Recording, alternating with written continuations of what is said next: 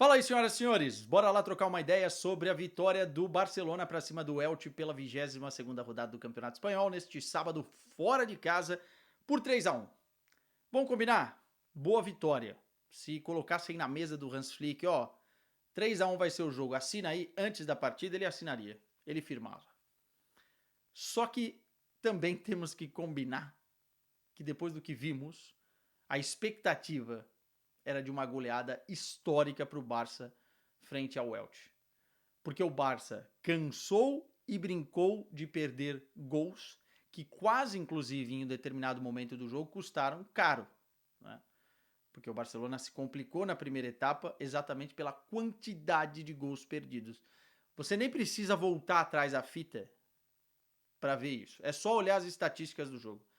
30 chutes no gol. 3 gols apenas. Ou seja, uma taxa de conversão de 10%. O Barcelona precisou chutar 30 vezes para fazer 3 gols.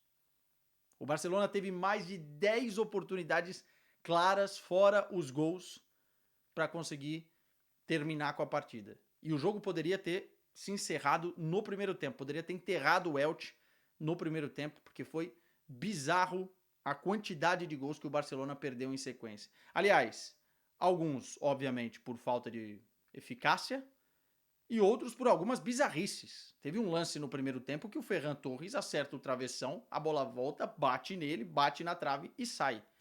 Ferran Torres, aliás, que fez um gol, mas perdeu grandes oportunidades em sequência e poderia ter feito um hat-trick na partida pelas chances que teve.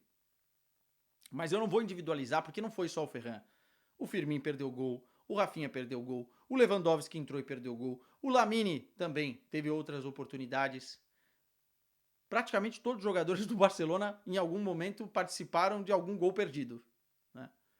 E poderia ter saído caro, porque no primeiro tempo o Elche incomodou. Aliás, até saiu o terceiro gol do Barcelona, o Elche estava incomodando, estava chegando. Até porque o Barcelona não passa uma fiabilidade muito grande defensiva nesse jogo.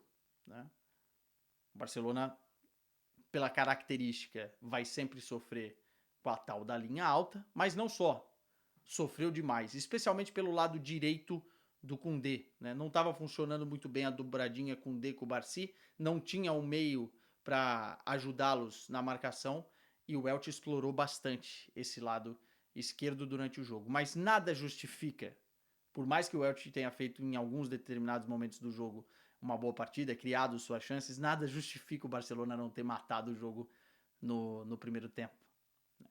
Enfim, o Hans Flick entrou nessa partida dizendo antes do jogo o seguinte: nós precisamos controlar o meio-campo, nós precisamos ter bola, imaginando que o Elche iria se fechar e iria contra-atacar e o Barcelona não pudesse correr riscos nesse sentido. Ele escalou o De Jong, que voltou, não esteve presente contra o Copenhagen por conta de suspensão, junto com o Dani Olmo e com o Firmino um pouco mais à frente. Ele tentou emular a função do Pedri, porque é impossível você substituir o Pedri por um jogador só. Não existe esse jogador dentro do Barcelona e poucos fazem isso. Com a qualidade do Pedri, raro, mas poucos fazem essa função no mundo do futebol. Ele tentou emular e dividir a função do Pedri entre De Jong e Dani Olmo. Tá? Tanto para verticalizar jogadas, quanto também para controlar os tempos do jogo, tentar fazer com que o Barcelona tivesse esse controle no meio-campo. Era isso que ele queria. Mas o jogo se desenhou para um outro lado. E o Barcelona teve muita liberdade, especialmente quando roubava a bola ou conseguia passar da primeira linha de pressão alta do Elche para conseguir acionar os seus pontas em velocidade. Havia muito espaço para o Barcelona, desde o minuto 1, porque o Elche subia a pressão meio uma pegada kamikaze para conseguir pressionar a saída de bola do Barcelona e não fazia isso bem. Né? Então quebrava essa primeira linha, o Barcelona tinha Dani Olmo e o De Jong para fazer essa bola correr rápida para os pontas e foi isso que fez. Tanto que o primeiro gol do Lamine Yamal sai de um passe fantástico, quebrando e rompendo linha do Dani Olmo, e a liberdade que o Lamine Yamal tem para pegar a bola, driblar o goleiro e fazer o gol é absurda, assim. Não se imagina que um clube de meio para baixo da tabela, ou de meio de tabela, vai dar tanta liberdade assim para o Barcelona quanto o Elche deu. A estratégia do Elche funcionou um pouco depois que sai o gol do Barcelona. É óbvio que o Barcelona continua atacando e perdendo gols, mas o Elche consegue explorar um pouquinho algumas debilidades do Barça e consegue ter as suas chances. O gol do Elche sai numa linha alta, o Álvaro, que acaba fazendo o gol, vem lá de trás para atacar o espaço da linha, ou seja, os jogadores da linha estavam preocupados com outros jogadores e o Álvaro rompe essa barreira saindo muito lá de trás do meio campo e consegue pegar a bola lá na frente porque ele já vinha projetado em velocidade e aí acaba fazendo o gol. É um risco que o time do Hans Flick corre e vai correr sempre, né? Em alguns momentos fez a linha muito bem nesse jogo, em outros não, e nesse acabou tomando o gol de empate. Mas a partir desse momento, o Barcelona deveria ter feito muito melhor. Assim. Termina o primeiro tempo ainda com o gol do Ferran, numa jogada de classe, de terno do De Jong. O Ferran foi muito inteligente no lance, porque ele recebe a bola como um pivô e ao invés de ele dominar, ele dá de primeira, o que tira o De Jong do impedimento. O De Jong recebe e com muita calma faz um trabalho de segurar a bola, parar na frente do goleiro, tirar o goleiro da jogada, devolver para o Ferran e o Ferran não perde. Assim, foi um partidaço do De Jong, individualizando aqui no parêntese.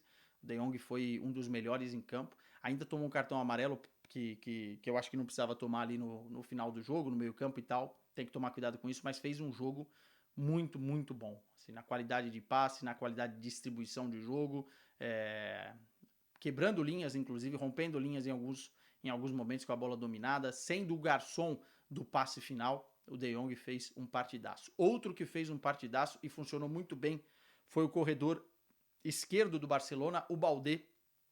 Jogou que se fartou, cara.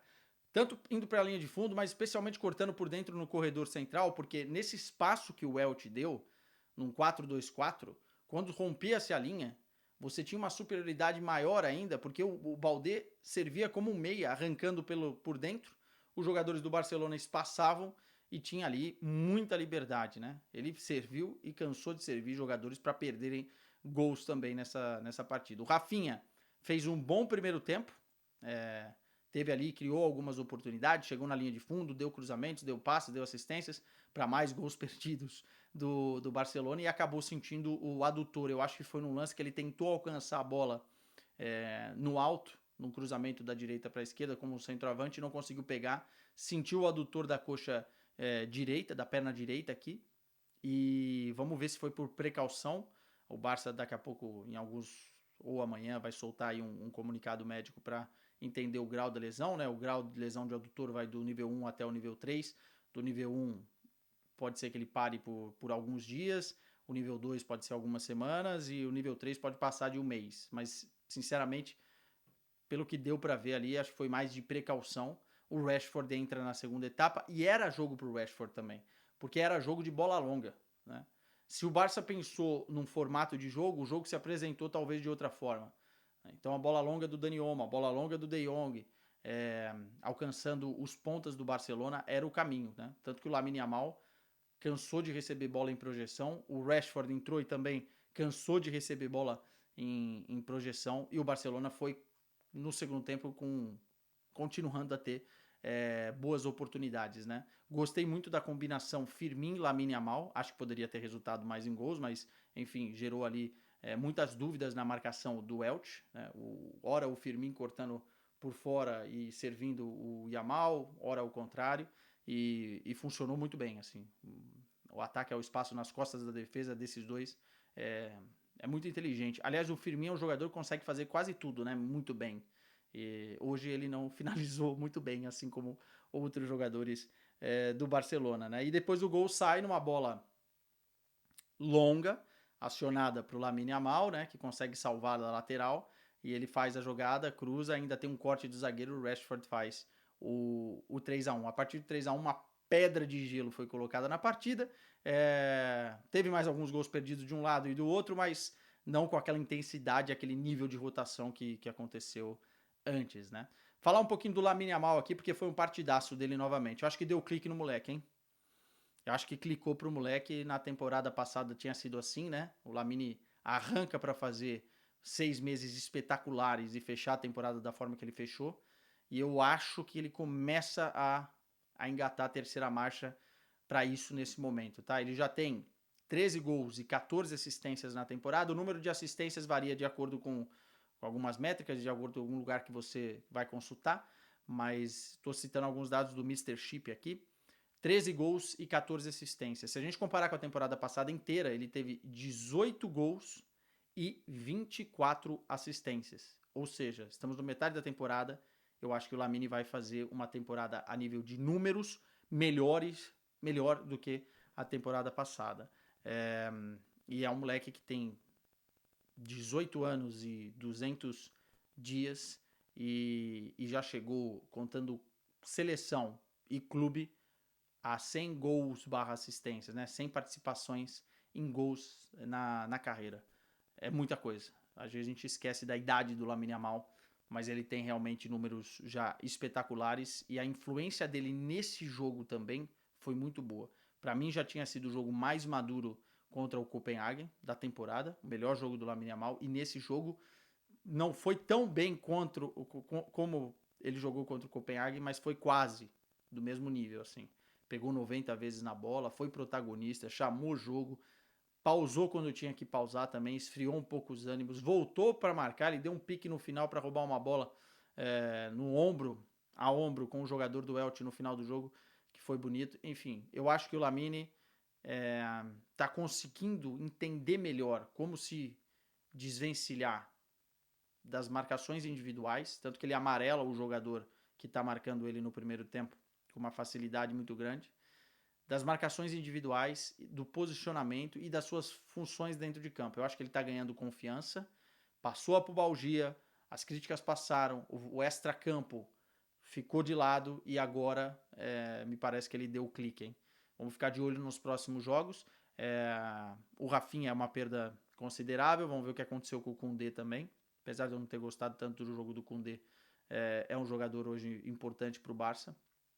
Mas foi uma vitória que poderia ter sido histórica para o Barcelona. E acabou que terminou 3-1. 3-1 que coloca o Barcelona já com uma pontuação muito boa em La Liga comparativamente com o Real Madrid, né? Só conferir esses dados para não errar, são 55 pontos a 51 do Real Madrid. O Real Madrid joga neste domingo, ou seja, coloca uma pressão ainda maior no Real Madrid, que já entra pressionado por tudo que aconteceu na Liga dos Campeões no final de semana. Então, sábado quase perfeito para o Barcelona, seria ainda mais perfeito se fosse essa goleada. Vai ficar marcado esse jogo como a goleada que não aconteceu. Tchau para vocês.